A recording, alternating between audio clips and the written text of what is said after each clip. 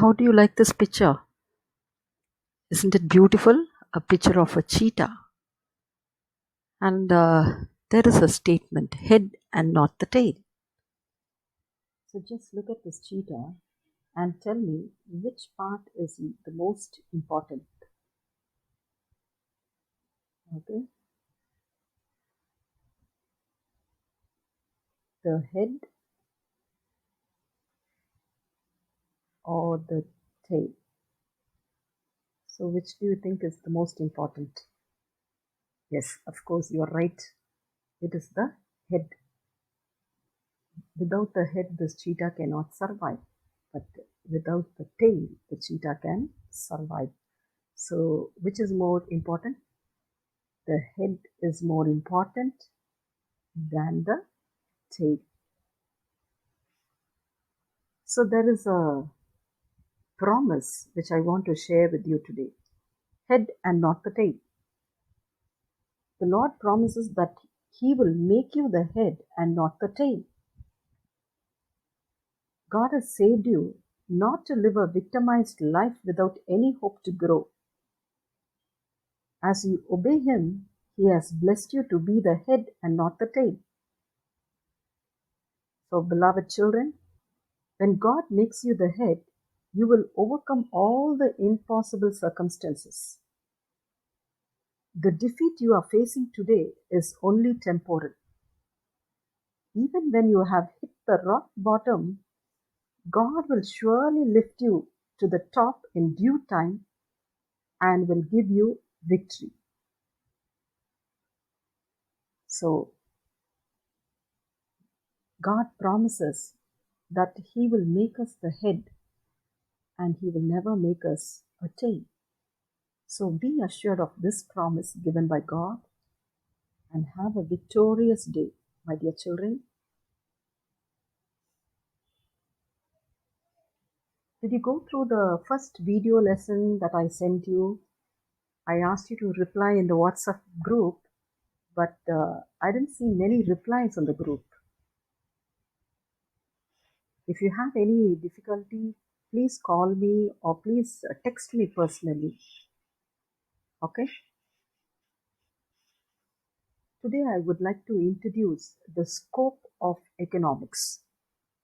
In the first video lesson, we saw the various definitions given by famous economists like Adam Smith, Alfred Marshall, Lionel Robbins, and Paul A. Samuelson. Today, let us see the scope, the subject matter of economics, and many more. The scope of economics. Let me take the laser. The scope of economics. What do you mean by scope of economics? It refers to the subject matter of economics. What do you learn in this subject, economics? First of all, you should know whether it is a science or arts. If it is a science, you should say whether it is a positive science or a normative science. So in this video lesson, we will be studying whether economics is a science or an art, and if it is a science, whether it is a positive science or normative science. Because various economists have given their own opinions. Some have said that it is a science, arts. Some have said that it is a science and it is a positive science. Others have said it is a normative science. So we should know what is a science, art, positive and normative science. We will be dealing with that in detail. First, let us see the subject matter, because the scope of economics refers to the subject matter of economics. So what do you study in this subject? We study about the wants. Human beings have umpteen number of wants, or innumerable number of wants. Suppose if I give a paper and ask you to write the number of wants that you have or list down all the wants, you will be writing it endlessly.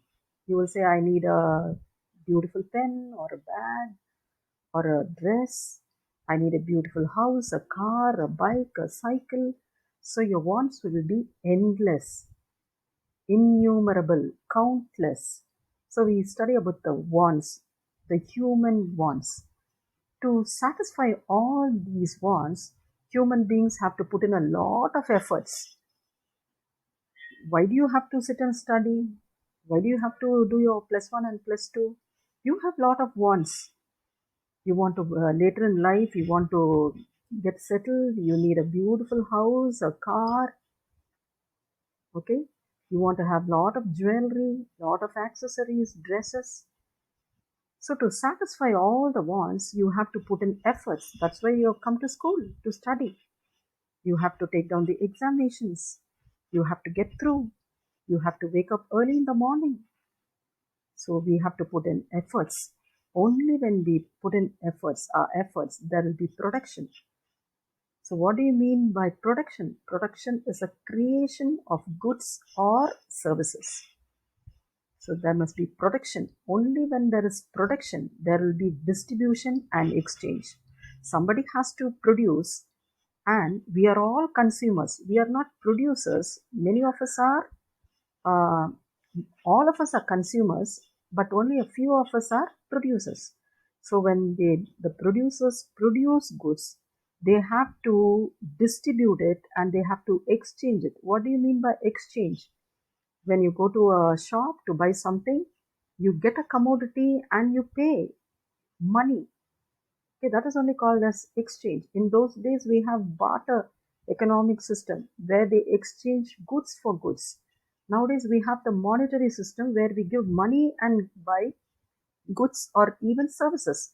In case we are going by an auto or a bus, we require the service of the driver. So exchange can happen. Uh, you have to give something and then only you get the commodity or the service. Then distribution. This is a very big area. I will be explaining it to you in detail. Distribution is for the production, you need the production factors. So what are the production factors? Land, labor, capital, organization. So all these factors of production combine together to produce goods. So when these factors are employed, they have to be given some reward. We have to give some reward for the factors of production. They are called as factor incomes. So distribution is something to do with the factor incomes. After this only we do the consumption. What is consumption? Using up of goods and services is called as consumption. Only when you consume something, our wants are satisfied. Okay, so these are all the subject matter of economics. We have wants, then to satisfy these wants, we have to put in a lot of efforts. Then we talk about the production, the distribution and exchange, then the consumption. So this is a subject matter of economics. So first, I explain what do you mean by scope of economics. Scope of economics is nothing but the subject matter of economics. Then moreover, we have to study whether economics is a science or an art, and if it is a science, whether it is a positive science or a normative science. Then we saw the subject matter of economics. Economics deals with the activities such as consumption and production of goods and services and the distribution of income among the factors of production. There are 4 factors of production: land, labor, capital, and organization. So we have to distribute the income to the factors of production. Land will get rent, labor will get wages, capital will get interest, and organization will get profit. Then economics studies the way in which people use the available resources to satisfy their multiplicity of wants. There are innumerable number of wants. There are a lot of wants, but the resources are very scarce. So we should know how to prioritize our wants and how to satisfy our wants. So economics is concerned with the activities of human beings. Here we study only the behavior of human beings. We'll stop with this and we will continue in the next video.